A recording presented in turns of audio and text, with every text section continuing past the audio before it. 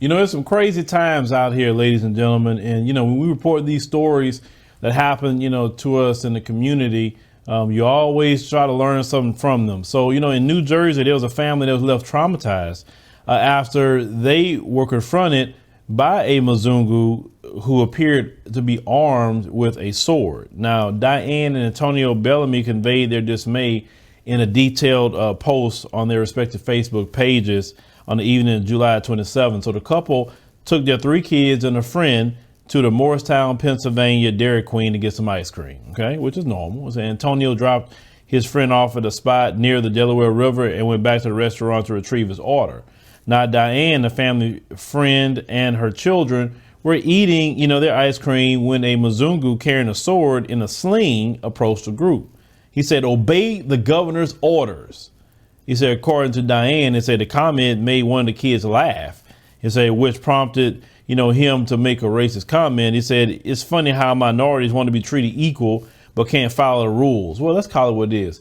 Mzungus can't follow a freaking mask order. Every time we reporting on, well, I gotta wear a mask, I can't breathe, I got a medical excuse, and you don't have nothing. No paperwork from a doctor, anything, but you got a medical excuse. So it said Diane wanted to stand up and say for her family, but she stayed quiet because she did not want to provoke this crazy Mzungu. So she said she completely kept her mouth shut.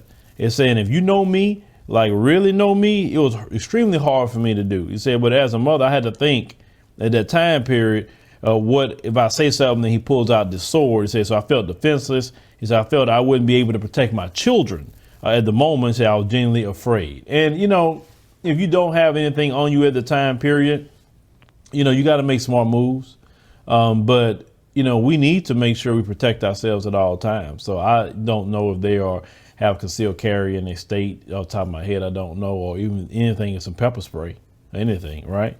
So when, you know, her husband showed up shortly and the children told him what happened, he said the brother, you know, wanted to, you know, go confront dude, you know, but he said his son changed his mind. He said, when I arrived, he said, of course, I wanted to go and confront the guy, lay hands on him. He said, but his son, you know, told him, you know, Daddy knows his tears and loud cries made me halt. And I realized the best way to protect my family at that point was to not lay hands, even though a part of me really wanted to. And I understand, because as a man, you definitely want to protect your family.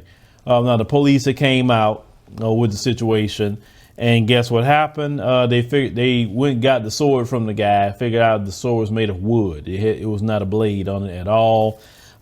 They said that people have complained about him constantly, but they did not arrest the guy whatsoever.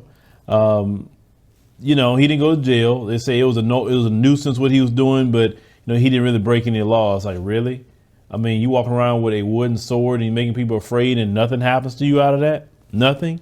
But now let's roll reverse. If a black man walking around with a so-called wooden sword and doing the same thing, first of all, that black man had been gunned down the moment the cops got there. But see, you notice they didn't gun him down? See, I told people, it's not about, well, you got a weapon, that's why the cops shot. No, it's your color what makes the cops shoot. It has nothing to do with a weapon, it's your color. That's the thing that's a threat. But leave me a comment, let me know what you think about the situation with this family. But we got to make sure at all times, watch everywhere you're at. Pay attention to your surroundings, ladies and gentlemen, because these people walking around here going really crazy out here in this country.